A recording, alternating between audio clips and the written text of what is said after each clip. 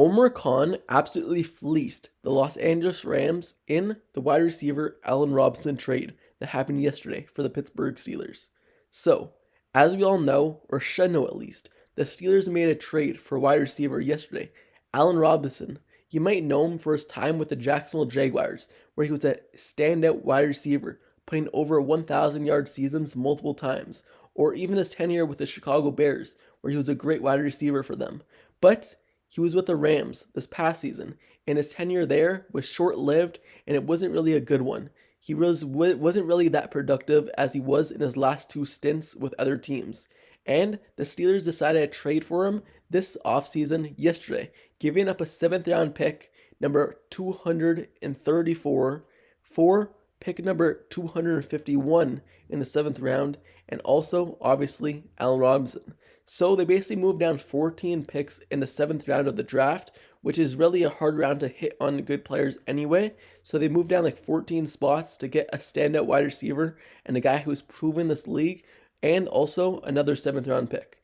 So they basically gave up nothing to get a wide receiver who's proven in this league. And I made previous videos. If you go look at them, it's like 2 or 3 days ago.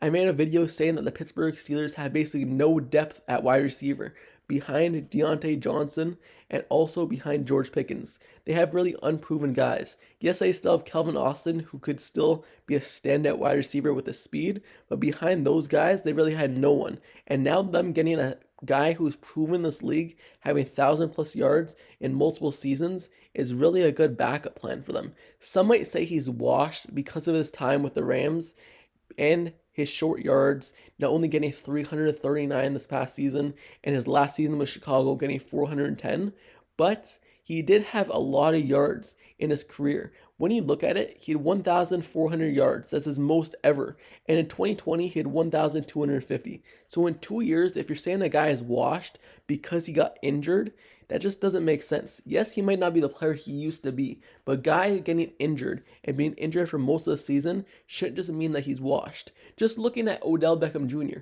the Baltimore Ravens, one of our rivals, signed him to an $18 million contract, $15 million guaranteed this offseason. And the last time he had over 1,000 yards was the same year that Allen Robinson had over 1,000 yards. So if you're saying the Steelers paying a guy $4 million is a bad move, then what are you going to make of the Odell Beckham Jr. signing?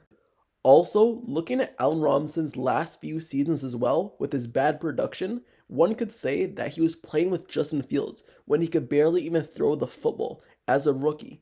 And also, this past season, he was playing with basically an injured quarterback the whole year. Matthew Stafford was dealing with an elbow injury, and the only person who Matthew Stafford targets is Cooper Kupp.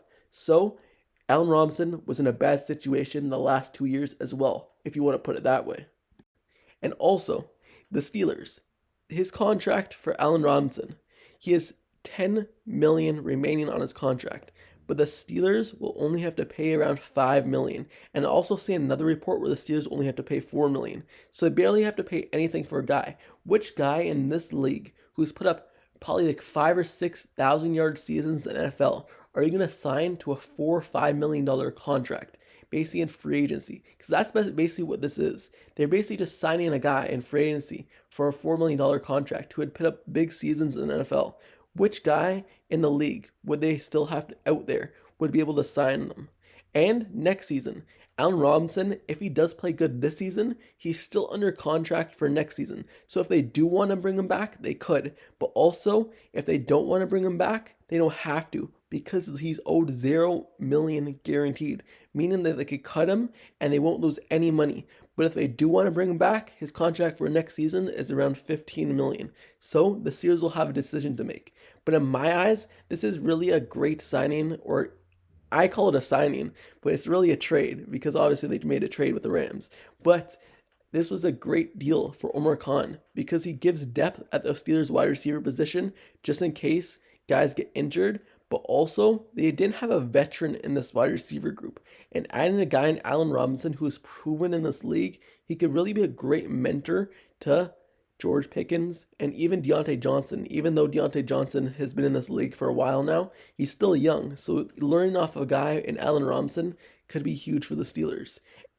And also, with Allen Robinson, before the season even started, I was making comparisons between him and Deontay Johnson because I was hearing many fans saying that Deontay Johnson would have a better season this past season than he did in Ben Roethlisberger's final year with the Steelers because Big Ben wasn't throwing down the field and Deontay Johnson would have more chances down the field, so he'd put up better production. But I was saying that having a quarterback coming in, a guy who you're not familiar with either Mitch Trubisky or Kenny Pickett, that Deontay Johnson's numbers would be down. And they were. His targets and receptions were 20 off of the previous year, and his yardage was 300 off.